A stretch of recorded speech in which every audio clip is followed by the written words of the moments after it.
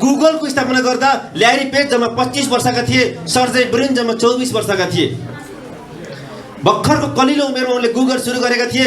Facebook आज तपाईँ चलाउनुहुन्छ, यो फेसबुक सुरु गर्दा मार्क जुकरबर्ग जम्मा 23 वर्षका थिए, हार्वर्डमा पढ्दै गरेका विद्यार्थी थिए। भर्खरको उमेरमा उनीहरूले सुरुवात गरेका थिए। कम्युनिस्ट म्यानिफेस्टो, कम्युनिस्ट घोषणा पत्र लेख्दा कार्ल मार्क्स जम्मा कति वर्षका थिए रे? 30 वर्षका थिए।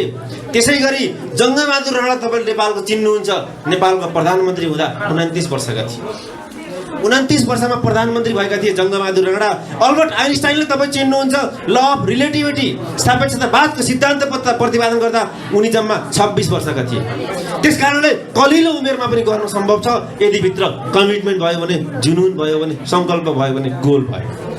त्यसकारणले यी मानिसहरूले यसरी जिन्दगीमा गर्न सक्छन्, सानो उमेरमा गर्न सक्छन्। अरुणिमा सिन्हाले खुट्टा नहुँदा पनि सगरमाथा चढ्न सक्छ।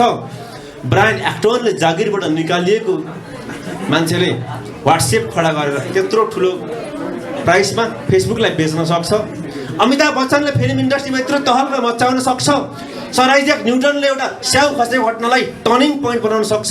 सृष्टि केसीले आँखा गुमाएको घटनालाई जिन्दगीको टर्निङ पोइन्ट बनाउन सक्छ भने तपाईँले आजको यो 2 घण्टाको सेसनलाई टर्निङ पोइन्ट बनाउन मिल्दैन? सकिन्न? त्यस कारणले टर्निङ पोइन्ट बनाउनको लागि सानो घटना चाहिन्छ।